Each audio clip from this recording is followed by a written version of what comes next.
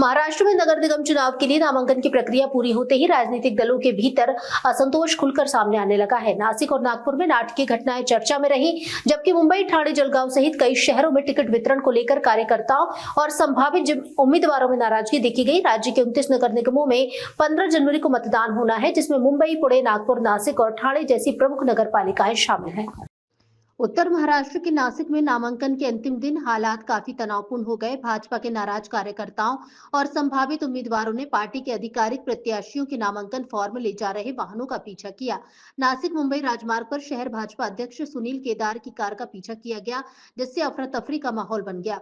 Party सूत्रों के अनुसार नगर निगम के ward number 26 में भाजपा कार्यकारी कैलाश अहीरे और विधायक सीमा अहीरे के बीच टिकट को लेकर तीखी बहस हुई। अहीरे ने आरोप लगाया कि विधायक उनका टिकट कटवाना चाहती है। ये विवाद चुनाव अधिकारी के कार्यालय के बाहर हुआ और इसका वीडियो सोशल मीडिया पर वायरल हो गया था। नासिक की इसी राजनीतिक घटना पर भारतीय जनता पार्टी के सह मुख्य प्रवक्ता अजीत चौहान ने भाजपा की भूमिका स्पष्ट की है। वंदे भारत से विवेक घड़ी की रिपोर्ट।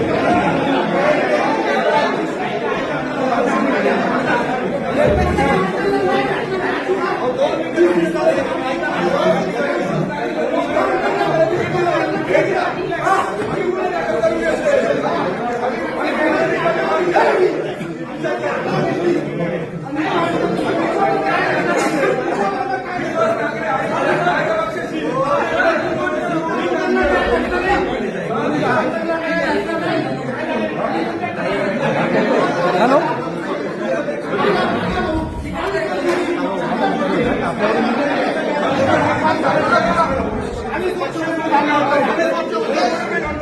हेलो बावीस वर्षापासून काम करतोय माझा पक्ष पाहिजे काय भूमिका असेल भूमिका पक्ष दररोजची बेबी फॉर्म जे आहे मध्ये पाहायला बेबी फॉर्म जे आहे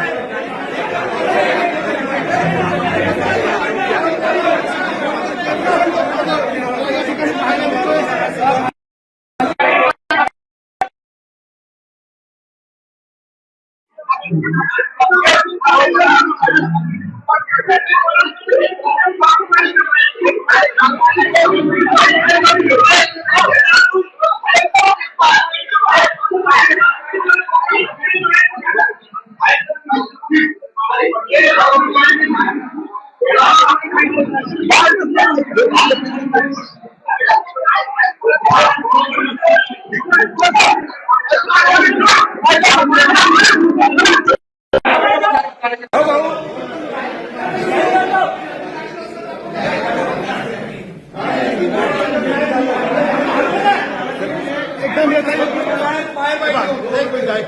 फक्त पक्ष संघटनेत अनेक कार्यकर्त्यांनी काम केलं आहे. इच्छुक खूप झाले. भाजपकडे खूप गुण आहे लोकांचा. त्यामुळे या छोट्या मोठ्या गोष्टी होणार. सगळं व्यवस्थित होईल आणि भारतीय जनता पार्टीचं सरकार नाशिक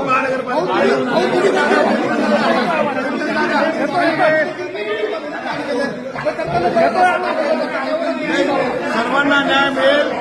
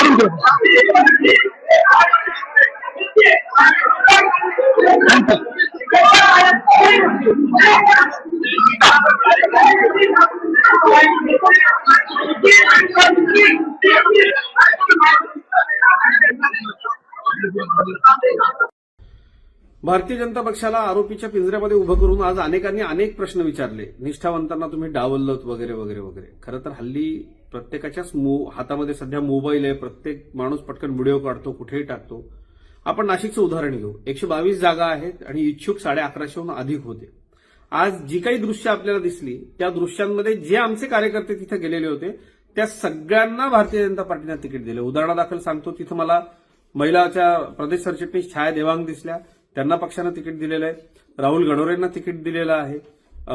ज्यांच्या करता तिथं सीमा हिरे आग्रही होत होत्या आणि निष्ठावंतांना डावललं जात आहे असं करून तो व्हिडिओ चालवला गेला, जे की अगदी विरुद्ध होतं. अशोकराव पवार गेली 30 वर्ष एका कंपनीमध्ये ते कामगार म्हणून काम करतात आणि भारतीय जनता पक्षाचे अतिशय एकनिष्ठ कार्यकर्ते. सामान्य कार्यकर्त्याला उमेदवारी मिळावी म्हणून तिथं भाजपचे नेते तिथं पोहोचलेले होते आणि त्यांना उमेदवारी मिळाली देखील.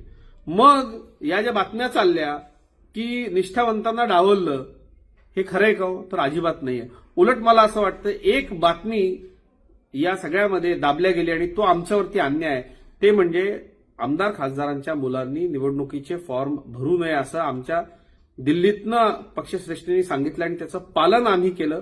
रश्मी हिरेंसारख्या एकनिष्ठ कार्यकर्तीने एक व्हिडिओ जारी केला. आमच्या अजिंक्य फरांदेंनी त्यांचा अर्ज मागे घेतला. रश्मी हिरेंनी अर्ज मागे घेतला. सर्व महाराष्ट्रभरामधल्या आमदार खासदारांच्या मुलामुलींनी त्यांचे अर्ज मागे घेतले. मग ज्या वेळेला अशा पद्धतीचे आक्षेप भारतीय जनता पार्टीवरती उपस्थित केले गेले, काही दृश्य दाखवून त्या दृश्यांपाठीमागची खरी कहाणी काय आहे ते माहिती नसताना अशा पद्धतीनं होणं हे निश्चितपणे चुकीचं आहे.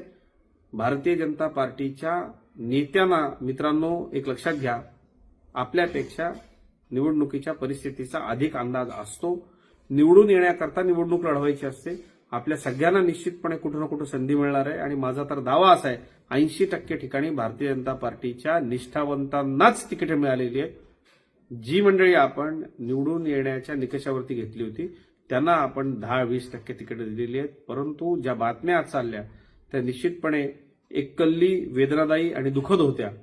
मी मात्र भारतीय जनता पार्टीच्या पक्षश्रेष्ठींचं जाहीररित्या अभिनंदन करतो की त्यांनी आमदार खासदारांच्या मुलांना तिकीट देणार नाही ही भूमिका घेतली.